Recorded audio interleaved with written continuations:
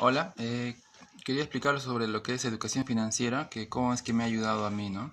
Eh, Básicamente yo pienso que es algo vital, ¿no? Lastimosamente no se enseña en las escuelas o en otros medios. Hay cursos, ¿no? Particulares que uno puede tomar, pero he visto que hay ONGs, organizaciones, inclusive hay cursos tal vez en la iglesia que uno puede participar. Entonces, hubo uno que yo participé y a mí me ayudó bastante porque el saber, ¿no? En qué invertir, ¿no? Dónde poner mi dinero, cómo utilizarlo correctamente, ayuda bastante.